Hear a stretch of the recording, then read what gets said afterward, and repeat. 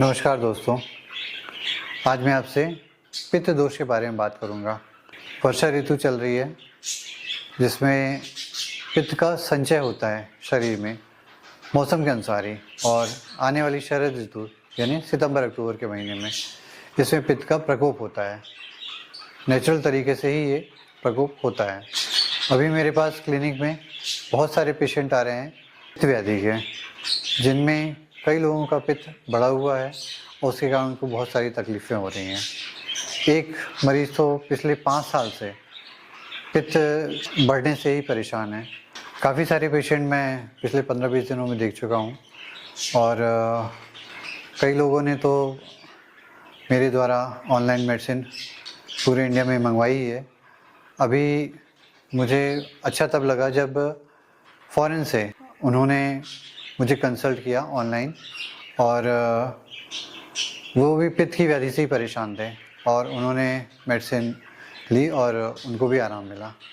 तो मैं आप सब लोग को यही बताना चाहूँगा कि आने वाली शरद ऋतु में पित्त का प्रकोप होगा, तो आपको करना क्या है। अगर आपको हर बार पता है कि हर साल आने वाली शरद ऋतु या सितंबर अक्टूबर के महीने में पित्त का प्रकोप होता है, तो आपको उसको कैसे बचना है, कैसे उसमें ध्यान रखना है, कैसे चिकित्सा करनी है। सिंपल है, आप तला गला मिर्च मसाले वाली चीज़ें कम खाइए या नहीं खाइए। गरम चीज़ें बिल्कुल मत खाइए, जैसे अदरक, ये सारी चीज़ें काफ़ी गर्म होती हैं, उनको आप कम उपयोग करिए। जो भी चीज़ गर्म है उसको आप कम उपयोग करिए। और भूखे नहीं रहिए, भूखे रहने से भी पित्त बढ़ता है।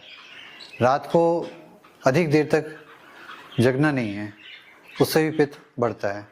अभी मेरे पास एक पेशेंट का इलाज ऐसा चल रहा है कि जिनको यही दिनचर्या बहुत गड़बड़ थी, वो बहुत देर तक भूखे रहते थे और रात भर जागते थे, तो उसके कारण उनको पित्त की समस्या होती थी और परेशानी होती थी। दवाइयाँ बहुत करवा चुके, आराम नहीं मिल रहा था। जब मैंने दवाइयों के साथ साथ उनकी दिनचर्या में भी सुधार किया तो उनको आराम मिलना प्रारंभ हो गया। तो इन सब चीज़ों का आपको ध्यान रखना है। और उसके साथ साथ पित्त का शमन किस चीज़ से होता है, उन चीज़ों का आपको उपयोग करना है। तो ठंडी चीज़ों का उपयोग करने से पित्त का शमन होता है। मीठी चीज़ें, मधुर रस से पित्त का शमन होता है। तो मीठा खाइए, मीठा हर बार नुकसानदायक नहीं होता है। मैं आपको आगे चल के सिद्धांत बताऊंगा, वो आयुर्वेद का बहुत बड़ा सिद्धांत है। तब तक आप अभी ये समझिए कि कोई भी चीज़ व्यर्थ नहीं है। अगर किसी को डायबिटीज़ या शुगर है तो उसके लिए जाहिर सी बात है कि मीठा नुकसानदायक रहेगा, उसको मीठा नहीं खाना है या बिल्कुल भी नहीं खाना है। लेकिन जिनको वात बढ़ी है, जैसे बरसात की ऋतु में वात का प्रकोप होता है, इसी कारण से कहना चाहिए सबको दर्द होता है। सबको पता है